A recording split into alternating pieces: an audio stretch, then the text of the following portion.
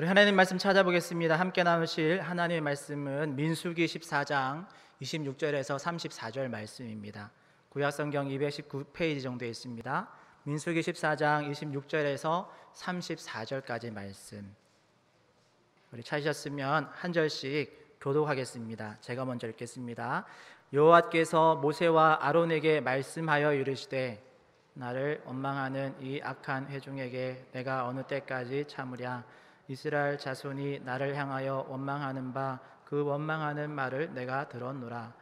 그들에게 이르기를 여호와의 말씀에 내 삶을 두고 맹세하노라. 너희 말이 내 귀에 들린 대로 내가 너희에게 행하리니 너희 시체가 이 광야에 엎드러질 것이라.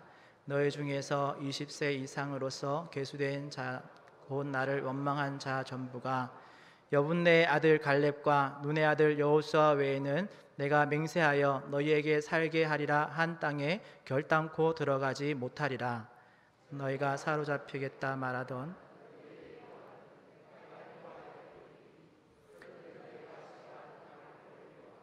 너희의 시체는 이 광야에 엎드러질 것이요 너희의 자녀들은 너희 반역한 죄를 지고 너희의 시체가 광야에서 소멸되기까지 40년을 광야에서 방황하는 자가 되리라. 다 같이 34절 읽겠습니다. 너희는 그 땅을 정탐한 날 수인 40일의 하루를 1년으로 쳐서 그 40년간 너희의 죄악을 담당할지니 너희는 그제서야 내가 싫어하면 어떻게 되는지를 알리라 하셨다 하라. 아멘. 오늘 저는 본문의 말씀을 가지고 신앙의 기본기 말이라는 제목으로 은혜를 나누려고 합니다. 우리 말씀 나누기 전에 한번 옆에 있는 분과 이렇게 인사했으면 좋겠는데요. 잘 들으셔야 됩니다. 좀 짧은데 잘 안 쓰던 표현이라서 잘 듣고 옆에 있는 분들과 이렇게 인사했으면 좋겠습니다. 연초에는 역시 기본기부터 다집시다. 네. 연초에는 역시 기본기부터 다집시다. 네. 우리 2022년 시작한 지 이제 둘째 주가 되는데요. 우리 한 해를 계획하고 또 새로운 각오를 가질 때 물론 연말에 거둘 어떤 목표를 정하는 것도 좋겠지만 시작은 언제나 우리 기본기부터 다시 잘 잡으면서 시작하는 것이 지혜로운 방법인 줄 믿습니다. 그래서 2022년 시작하면서 어떤 메시지를 전할까 고민하다가 우리 신앙의 기본기 중에서 말, 언어에 대한 주제를 잠깐 다루려고 합니다. 여러분들 1월 1일이 지났는데요. 여러분 1월 1일에 축복의 말 또는 덕담 이런 거 나누셨습니까?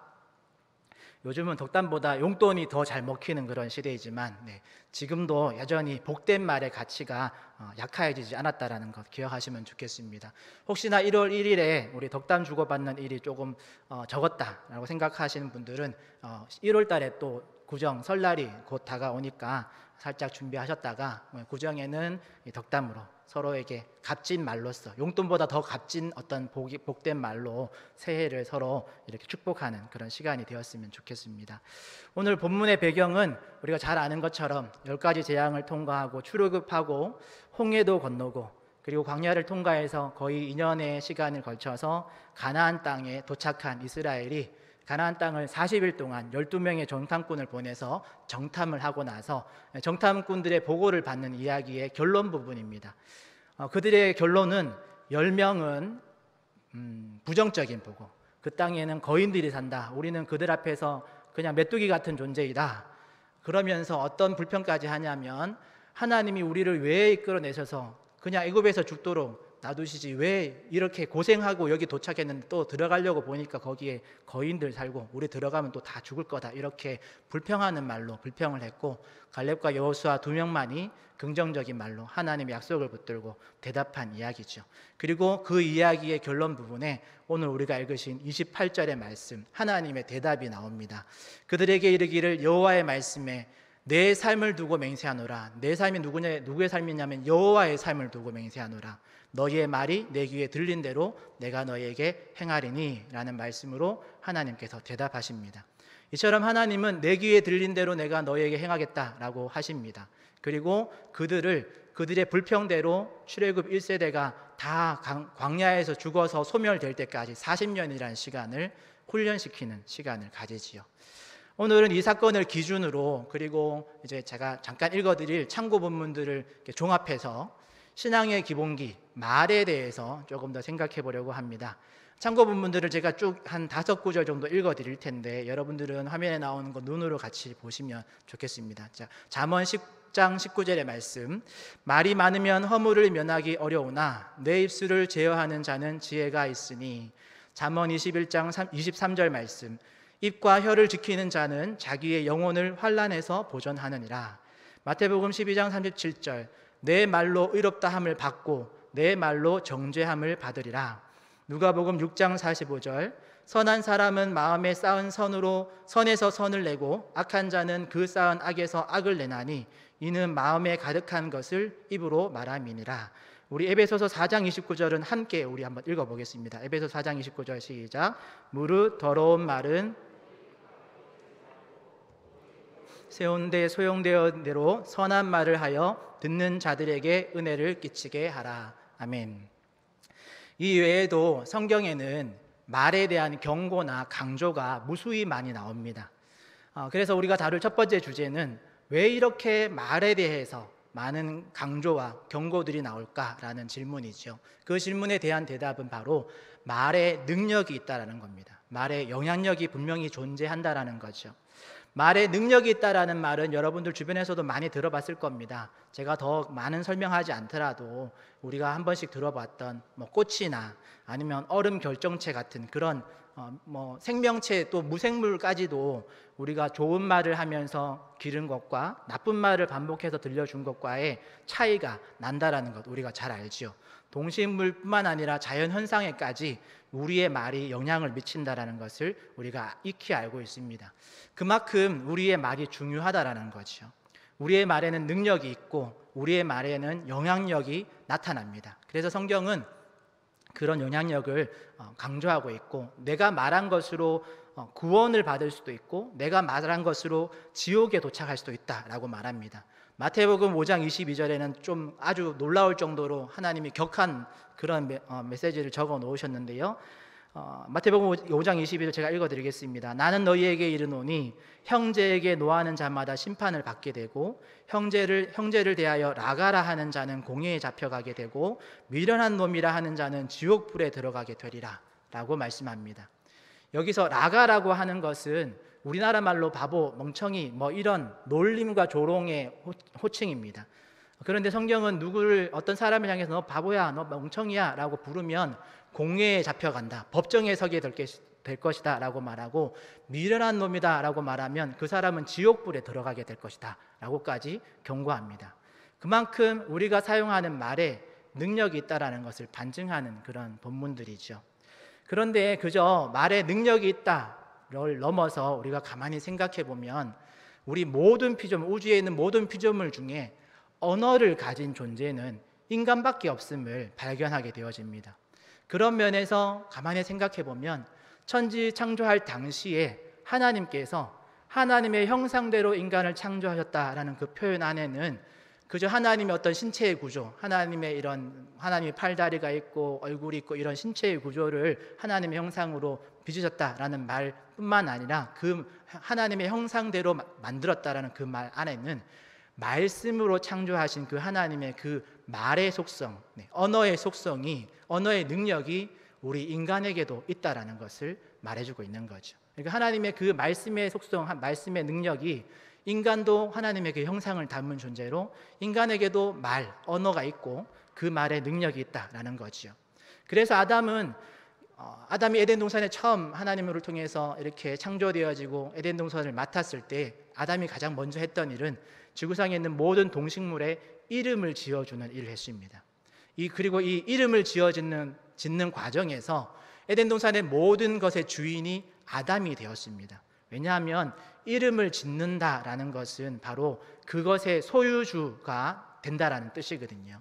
그래서 아담이 우주 만물의 모든 동식물의 이름을 지었다라는 것은 그 모든 동식물의 주인이 아담이다라는 것이죠. 그 원리 그대로 아담이라는 이름을 누가 지었냐면 창조주 하나님께서 지으셨죠. 그러니까 하나님은 아담의 주인이시고 아담은 우주 만물의 주인이다라는 구도가 자연스럽게 이루어지는 겁니다. 이것이 바로 하나님의 형상을 닮은 인간의 언어를 통해서 이룬 영향력, 능력이다라고 말할 수 있죠. 그래서 첫 번째 주제인 말의 능력의 부분을 뭐 여러분도 많이 다른 설교들을 통해서 또 많은 책자들을 통해서도 익히 많이 들으셨기 때문에 그런 부분을 여러 가지 설명하는 것은 요약하고, 제가 최근에 읽은 한 편의 글 안에 있는 것을 약간 인용해서 나누려고 합니다. 제가 최근에 읽은 그 글 중에 인생이 술술 풀리는 4가지 말투라는 타이틀의 글을 읽은 적이 있습니다. 뭐 여러 가지 다양하게 있을 수 있지만 이 책에서 4가지만 말하고 있습니다. 단순한 4가지니까 여러분들 기억하기도 편하실 거고, 우리 삶에 적용해 보면 타이틀처럼 인생이 술술 풀리는 말투니까, 4가지 말투니까 여러분 요걸 잘 기억하셨다가 잘 사용하셔서 인생이 술술 풀리시면 좋겠습니다. 한 가지씩 제가 불러드릴 텐데 같이 따라하시면 좋겠습니다. 첫 번째는 그랬구나. 한번 따라해 보실까요? 그랬구나. 그랬구나. 네. 공감하라라는 거죠. 진심으로 들어주는 그 공감이 우리 말하기의 시작, 말하기의 기본 베이스가 된다라는 거죠. 그리고 이 책에서 이런 문구를 기록해 놨는데, 진짜 친구가 되는 지름길은 혀를 내미는 것이 아니라 귀를 내미는 것이다 라고 기록하고 있습니다. 그러니까 여러분들 누군가와 친구가 되기 위해서는 내가 입술을 먼저 열기보단 귀를 열어서 그 사람의 진실된 마음, 그리고 그의 말을 잘 들어주는 것이 우리 공감하는 그런 차원의 하나의 중요한 열쇠가 된다라는 거죠. 그래서 우리가 첫 번째 기억할 말투는 그랬구나. 네. 두 번째는 따라했으면 좋겠습니다. 방법은 있어. 네. 방법은 있어. 네. 일단 행동하라 라는 타이틀을, 소제목을 가지고 있는데요, 미래의 일은 생각하지 않고 무턱대고 도전하는 사람들이 압도적으로 성공할 가능성이 높다라고 합니다. 연구한 결과에 따르면 미래에 어떤 성공을 많이 하는 사람들은 대부분 생각하지 않고 무조건 추진하는, 무턱대고 도전하는 사람들이 훨씬 성공률이 높더라. 왜냐하면 머리가 좋을수록 오히려 방해가 된답니다. 왜냐하면 그 일에 정말 바보처럼 철저히 몰입할 수 없기 때문에, 머리가 좋으면 다양한 변수를 다 생각하다 보니까 시도를 적게 하고 성공의 가능성이 떨어진다라는 거죠. 자, 그걸 들으면서 내 이야기구나 이런 생각을 했는데, 그 이야기 중에 우리 경영 전문 컨설턴트 하무치로 나오타라는 일본 사람이 쓴 글을 하나 읽어드리려고 하는데요. 이분이 또 훌륭한 이렇게 CEO이기도 하고 경영 전문 컨설턴트니까 많은 경영인들을 이렇게 조언해주는 그런 사람입니다. 이분이 자신의 언어 생활의 몇 가지 팁을 한 글로 적어놨는데 제가 읽어드리겠습니다. 나는 어떤 일을 시작할 때가 되면 늘 방법은 있어 라는 말을 되뇌입니다. 그리고 일을 하던 과정 중에서라도 아니면 말고를 외치기도 합니다. 그리고 그러다가 일이 잘못되었을 때는 괜찮아, 그럴 수도 있지, 다음에 잘하면 돼 라는 말을 한다라고 합니다. 이렇게 방법은 있어 라고 실행에 옮기는 것, 그리고 과정 중에 혹시나 잘못될 수도 있는 그 가능성을 열어놓고 아니면 말고라는 이 가능성을 열어놓는 것, 그리고 실패했을 때라도 괜찮아, 그럴 수도 있지, 다음에 잘하면 돼 라는 스스로에게 하는 말입니다. 스스로에게도 하고 다른 사람에게도 해주겠죠. 이런 말을 통해서, 그의 말의 습관을 통해서 자신은 끝까지 포기하지 않고 그 일을 완수할 수 있었다, 완수해낼 수 있었다라고 기록하고 있습니다. 이처럼 방법은 있어 라는 이런 도전적인, 그리고 행동하는 그런 언어가 우리의 인생을 술술 풀리게 하는 중요한 언어의 습관이다라는 거죠. 세 번째는 우리 한번 따라해봤으면 좋겠습니다. 세 번째는 덕분에. 네. 항상 감사라는 소제목을 가지고 있는데요, 이건 뭐 그리스도인들은 많이 듣는 얘기인데, 이 덕분에라는 표현이 특이해서 이 타이틀을 걸어놨습니다.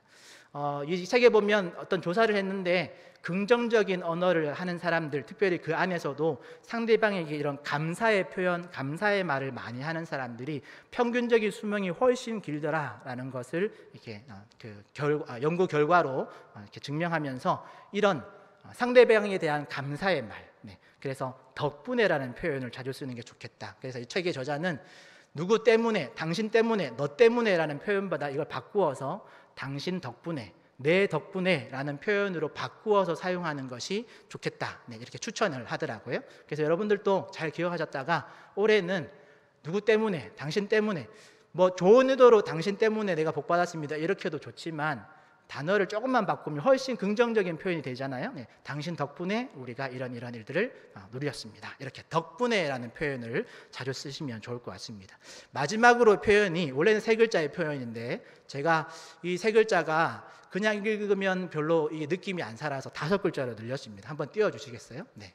네 번째 우리 인생이 술술 풀리는 네 가지 말투의 네 번째는 하하하하하입니다. 네, 다섯 글자인데 제가 여덟 글자로 할까 하다가 세 글자에서 늘렸습니다. 한번 따라해 볼까요? 하하하하하 하하하하하. 네, 다섯 글자. 더 길게 할수록 좋습니다. 네, 웃음이라는 거죠. 우리의 인생이 술술 풀리는 중요한 좋은 말투 중에 하나가 네 번째가 웃음입니다. 사람과 사람 사이의 가장 최단거리는 웃음이라고 합니다.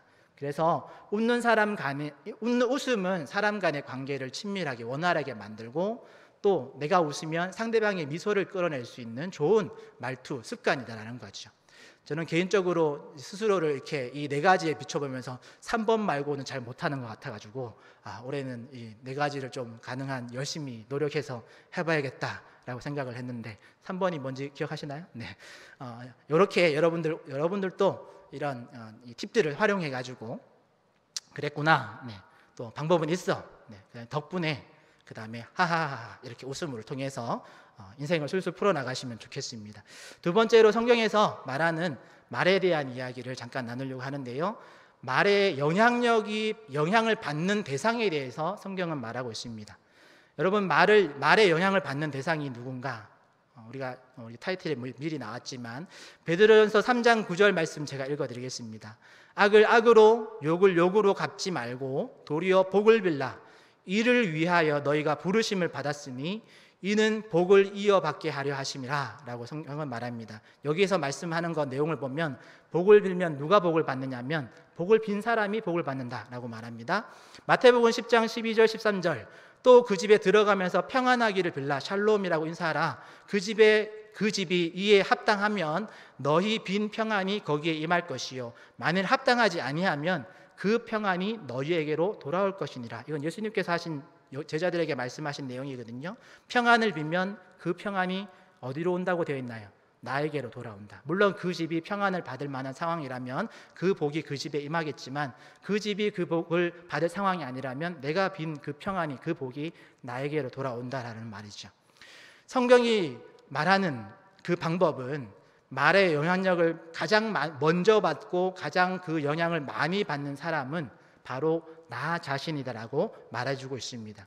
우리는 보통 누군가에게 어떤 대상에게 말하죠. 그래서 그 말을 듣는 사람에게 상대방에게 어떤 영향력을 미치려고 행사하려고 합니다. 그래서 누군가에게 칭찬하고 축복하기도 하고 반대로 누군가에게 저주하고 공격하기도 합니다. 그래서 보통 우리가 생각하기는 내 말에 영향을 받는 사람이 내 말을 듣는 사람, 상대방이라고 착각을 합니다. 그래서 짜증이 나면 상대방에게 짜증을 내기도 하고 화가 나면 상대방에게 화를 내는 그런 말을 하기도 하지요. 그런데 여러분 꼭 기억하실 것은 내 말에 가장 먼저 영향을 받고 내 말에 가장 많은 영향을 받는 사람은 바로 나 자신입니다. 그리고 그 다음에 그 말을 듣는 대상이고 또 하나 우리가 너무 쉽게 간과하는 것이 있는데 그것은 내 말에 영향을 받는 사람 중에 나와 이 말을 하는 두 사람, 나와 상대방과는 아무런 관계가 없는 사람도 내 말에 영향을 받습니다. 나는 그 사람에게 한 말이 아닌데 그 말과는 아무 관계없는 어떤 제3자가 그 말을 듣고 영향을 받는다라는 거죠. 예를 들면 이런 겁니다.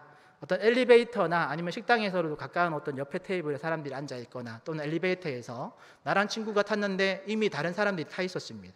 얘기를 하다가 친구와 대화를 하다가 친구와 이렇게 말다툼이 나서 내가 친구에게 마음을 상한 어떤 말을 내뱉었다고 합시다. 그러면 가장 먼저 누구 마음이 상하냐면 내 마음이 상합니다.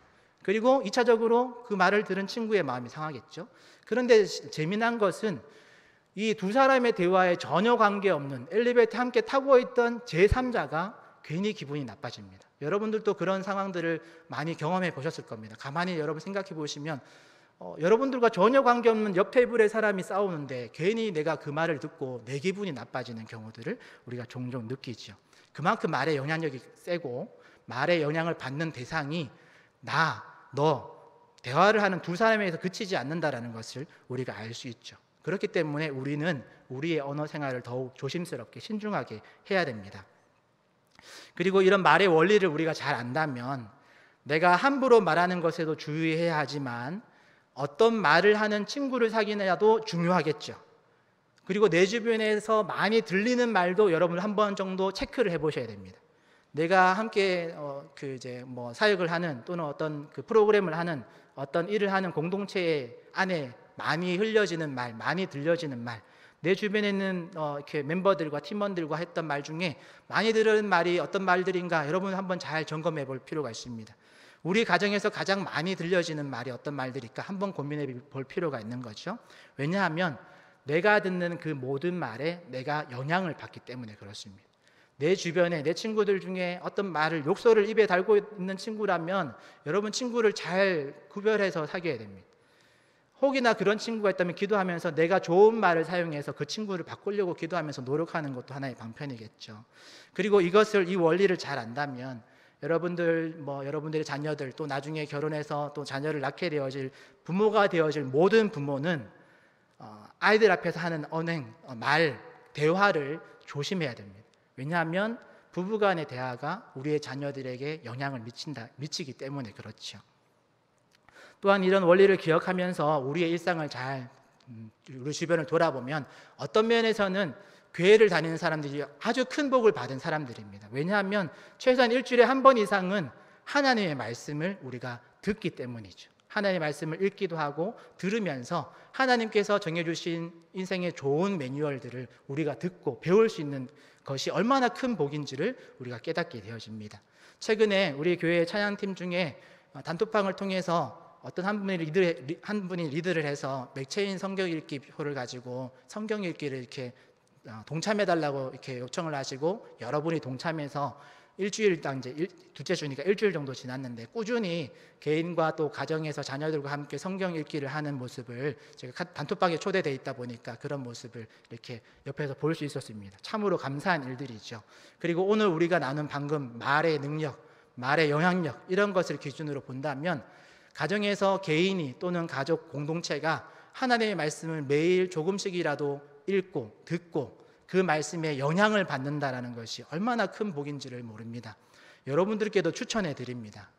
그리고 이제 좀 있으면 한 2, 3개월 지나면 봄이 되어지면 저희 교회에서 여러 가지 훈련 프로그램이나 성경 공부 프로그램들을 오픈하는데 여러분들 가능한 시간이 여유 있다면 시간의 여유를 조금이라도 만들어서 이렇게 하나님의 말씀을 많이 들을 수 있는 기회를 놓치지 마시길 바랍니다. 하나님의 말씀을 많이 듣고 좋은 영향력을 받을 수 있는 그런 기회를 여러분 놓치지 마시고 많이 참여하셔서 하나님의 말씀, 하나님의 복된 말씀을 많이 듣고 내 영혼이 거기에 노출되어지는 이런 좋은 방법들을 놓치지 마시기를 바랍니다. 끝으로 세 번째로 나눌 주제는 우리가 말하는 것보다 더 중요한 것이 있습니다. 세상의 말하기와 성경의 말하기에 차이점이 있습니다. 그것은 바로 말하는 것보다 더 중요한 원리, 그것은 바로 하나님께서 듣고 계신다라는 인식입니다.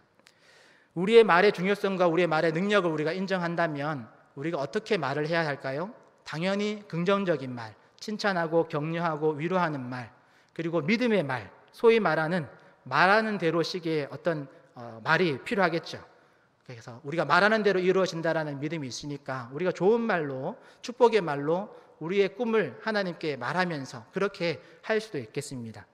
그것도 하나의 좋은 방법일 수 있습니다. 그러나 이 부분에서 세상이 주장하는 말하는 대로 된다라는 식의 이런 어떤 긍정적인 마인드나 마인드 컨트롤 같은, 그래서 주문과 같은 아침마다 막 이렇게 정해진 좋은 멘트를 자꾸 나에게 들려주므로 내게 어떤 좋은 능력, 좋은 영향력을 미치려고 하는 그런 방법은 세상이 말하는 말하기 방식과 성경이 말하는 말하기 방식의 차이점을 발견하게 되어집니다.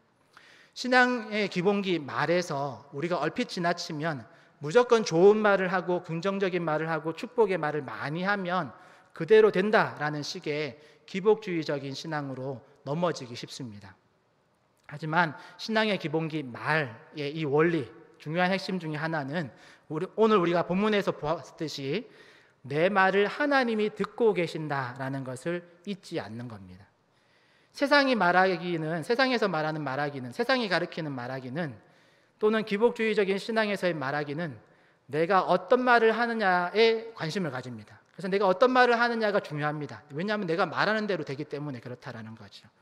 그런데 이 말도 물론 일부분은 맞지만 정확하게 말한다면 내가 어떤 말을 하느냐의 가치를 두기보다는 성경적인 말하기에 더 중요한 가치는 내가 무슨 말을 하느냐보다 내 말을 누가 듣고 있느냐를 기억하는 게 중요한 원칙이 되어집니다. 내 말을 아무도 듣지 않는다면 나 혼자 하는 말은 그냥 내 입만 아프고 허무한 어떤 그런 모습이겠죠. 또는 내 말을 사탄이 듣고 있다면 사탄은 어떻게 해서든 내 말을 통해서, 내 말을 이용해서 우리의 영혼을 타락시키고 또 지옥으로 이끄는 그런 올무로 우리의 말, 우리의 언어를 사용할 겁니다. 이게 앞에서 언급한 것처럼 기복주의적인 신앙생활의 부패상인데요. 그게 뭐냐면 이런 겁니다. 그냥 극단적인 예를 들면 만약에 로또 복권이 당첨되고 싶다. 그러면 이제 주문처럼 외우는 거예요. 아침마다 로또 복권을 사면서 하나님께서 나를 로또 복권을 당첨시켜 주실 거야. 믿습니다. 뭐 이런 식으로 이렇게 계속 하는 겁니다. 로또 복권 당첨될지어다 이러면서 수없이 말하는 겁니다. 계속. 그런데 만약에 그 로또 복권이 당첨될지어다 이 말을 사탄이 듣는다면, 사탄이 우리가 원하는 것을 들어줘서 정말 로또 복권이 당첨된다면 할렐루야 하면서 받아들일 수 있을까요? 사탄도 얼마든지 우리의 말을 듣고 그 말을 이용해서 우리에게 어떤 복처럼 보이는 무엇인가를 해줄 수 있는 능력이 있습니다. 그러나 사탄은 그 말을 이용해서 결국에는 사탄이 원하는 건 우리의 영혼을 하나님께로 멀어뜨리고 나중에는 하나님과 단절되어지는 지옥으로 향하도록 하는 것이 사탄의 목적인 것이지요. 사탄도 우리의 말을 듣고 우리의 말을 이용해서 자기가 원하는 대로 우리를 이끌어 갈 수 있는 능력이 있다는 것. 그렇기 때문에 우리가 어떤 말을 하느냐보다 중요한 것은 우리의 말을 누가 듣느냐를 잘 아는 것이 중요하다는 거죠. 우리의 말을 하나님이 듣고 계신다면 하나님이 기뻐하시는 어떤 선을 기준으로 하나님께서 우리의 말을 이끌어 가실 겁니다. 여기 이제 핵심이 있는 거죠. 이 말은 우리가 아무 말이나 한다고 해서 하나님이 무조건 응답하신다 그런 말을 하는 게 아닙니다. 하나님이 원하시는 말을 할 때 하나님이 그 말을 사용해서 선한 결과로 이끌어 가신다는 것입니다. 즉 우리가 하는 말 중에 하나님을 기쁘시게 하는 말, 하나님이 기뻐하시는 선한 말에 하나님이 응답하실 때 그것이 진정한 복이 된다는 거지요. 세상이 말하기는 스스로에게 영향을 미치는 말하기입니다. 하지만 성도의 말하기는 하나님이 들으시기 때문에 하나님께 영향을 미치는 겁니다. 그래서 오늘 읽으신 우리 민수기 14장의 말씀에 보면 이스라엘 백성들이 불평한 것에 누가 영향을 받냐면 모세도 영향을 받지만 하나님이 영향을 받으십니다. 이스라엘은 아마 이 원리를 간과했던 것 같습니다. 우리가 불평하는 건 모세만 들을 거야. 우리가 분명히 모세에게 불평하고 있으니까 모세에게 몰려가서 모세에게 불평하고 모세에게 딴지를 걸고 있으니까 하나님에 대해서 불평하고 있지만 말로는 하나님께 불평하지만 하나님은 못 들으실 거야. 모세가 들을 거야. 모세를 기분 나쁘게 한다라고 생각했을지 모르지만 성도의 말은 하나님이 듣고 계십니다. 세상 사람들의 말은 하나님이 별로 관심이 없습니다. 세상 사람들의 말은 세상 사람들이 무슨 말을 하든 하나님은 듣지 않으십니다. 하지만 성도가 내뱉은 그 말은 좋은 말이든 나쁜 말이든 하나님이 듣고 계십니다. 할렐루야. 꼭 기억하시길 바랍니다. 그래서 세상 사람들의 말하기와 성경적인 말하기의 다른 점은 말하는 대로 된다라는 것보다 훨씬 중요한 것인데 그게 뭐냐면 성도의 말하기는 하나님께서 내 말을 듣고 계신다라는 것을 인식하는 겁니다. 성경은 우리가 원하는 대로 된다라고 가르치지 않습니다. 성경은 하나님이 원하는 대로 된다라고 가르칩니다. 그러니까 우리가 지혜롭다면 우리가 말하는 대로 되는 게 아니고 하나님께서 원하시는 대로 되니까 우리의 말을 어떻게 사용하는 것이 지혜롭냐면 하나님이 원하시는 말을 해서 하나님이 원하시는 대로 되어지는 그 복에 우리가 참여하는 지혜가 있어야 됩니다. 그래서 여러분이 기도할 때에도 우리가 필요한 것은 물론 하나님께 구하지만 자녀가 부모에게 필요한 것을 구하는 것처럼 필요를 구하지만 때로는 부모가 원하는 것을 잘 파악해서 부모가 기뻐하는 말, 부모가 기뻐하는 것을 이렇게 말함을 통해서 부모가 주는 그런 복을 누리는 자녀가 지혜로운 자녀인 거죠. 마찬가지로 성도로서 우리 하나님이 기뻐하시는 것이 무엇인지를 잘 파악하고 하나님이 기뻐하시는 말, 그런 기도로서 기도하고, 그래서 하나님께서 그 일을 선하게 이끌어 가실 때에 우리가 그 일에 참여하는 복을 누리는 저와 여러분들이 되었으면 좋겠습니다. 여러분들이 잘 아시는 이제 역전되리라 라는 찬양의 가사처럼 기도를 멈추지 마라, 눈앞의 상황이 마음이 눌러도 원망치 마라, 너의 입을 지켜라, 저들은 너의 입을 보고 있다 라는 가사가 나오지요. 여기서 말하는 저들은 사탄이 될 수도 있고 하나님이 될 수도 있는 것 같습니다. 만약 사탄이 우리의 입술을 보고 있다면 사탄이 우리를 넘어뜨리기 위해서 우리의 말을 지켜보고 있겠죠. 네가 어떤 말을 하냐, 그리고 그 말을 딱 올무 잡을 만한 말, 또 유혹하기 딱 좋은 말 할 때 그 말을 가지고 우리를 유혹하고 우리를 넘어뜨리려고 할 겁니다. 반대로 하나님께서 내 말에 귀를 기울이고 계신다, 하나님은 우리의 말을 통해서 하나님의 선을 이루시기 위해서 우리가 어떤 말을 하는지 귀 기울이고 계신다라는 것을 우리가 기억한다면 우리의 말을, 우리의 기도를 바꿔야 되겠죠. 하나님께서 기뻐하시는 말로, 하나님께서 기뻐하실 만한 기도의 제목들로 우리의 기도 제목들을, 우리의 말을 바꿔가야 될 것입니다. 우리 스스로에게 말하든지 누구에게 말하든지 간에 우리가 기억해야 될 것은 그 말을 하나님이 듣고 계신다라면 내가 내뱉은 말 때문에 하나님의 마음이 상할 수도 있고 하나님의 마음이 기뻐하실 수도 있다면 우리의 말을 조금 더 조심스럽게, 지혜롭게 할 필요가 있겠죠. 결론적으로 나는, 또 우리는 나의 말을 통해서, 우리의 언어를 통해서 어떤 영향력을 나타낸다는 것을 우리 모든 성도님들이 기억하시면 좋겠습니다. 3가지 주제를 말씀드렸습니다. 말에는 우리가 생각하는 것보다 큰 능력이 있다라는 거, 그리고 그 말의 영향력에 1차적인 가장 많이 또 가장 먼저 영향을 받는 존재는 다른 사람이 아니라 나 자신이다라는 거, 끝으로 성경은 내가 하는 그 말을 하나님께서 듣고 계신다라는 것을 분명하게 하고 있다라는 것, 여러분 잊지 마시면 좋겠습니다. 그래서 추천하는 것은, 여러분 올해가 시작된 지 얼마 되지 않았는데 기간을 길게 잡을 필요도 없이 2022년 1월에만큼은 여러분들 의도적으로 여러분들의 입술, 우리의 말을, 우리의 언행의 모습에서 우리의 말을 잘 다스리는 훈련을 한번 해보시면 좋겠습니다. 우리의 입술에 습관처럼 배어있는 어떤 불평과 비판과 어떤 저급한 언어 생활이 있다면 그게 단번에 끊어지진 않겠지만 시작은 침묵하면서, 내가 속한 공동체에 아니면 회사에 갔는데 직원들 사이에 어떤 하루에 몇 번씩이라도 들리는 어떤 좋지 않은 말들 있다면 거기에 여러분 좋지 않은 것으로 대꾸하지 마시고 침묵하면서 이제 버텨보는 거죠.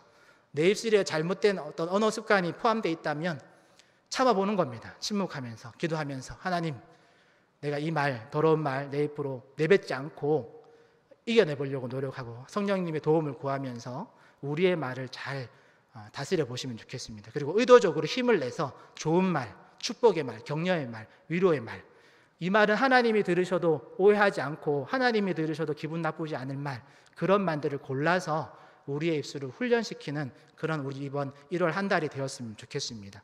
그렇게 우리가 몇 주를 열심히 우리의 입술에 파수꾼을 세우고 우리의 입술에 재갈을 물리는 훈련, 신앙의 기본기인 이 말을 잘 훈련해서 바로 잡아 놓으면 남아있는 11개월의 남은 달 동안 우리가 입술로 내뱉은 그 말을 통해서 하나님께서 우리가 내뱉은 그 말을 들으시고 네가 말한 대로 응답해 줄게, 네가 말한 대로 내가 갚아줄게, 그래서 진정으로 하나님께서 주시는 복을 누리는 그런 복이 우리에게로 돌아올 줄 믿습니다. 소망하기는 우리 중에 아무도 내가 내뱉은 말 때문에 스스로를 저주하는, 그래서 스스로가 저주받는 그런 일이 없기를 바라고, 소망하기는 내가 내뱉은 그 말로 인해서 나도 복되고 너도 복되고 우리 모두가 복되는 그런 2022년 한 해가 되기를 예수님의 이름으로 축복합니다. 기도하겠습니다. 하나님 감사합니다.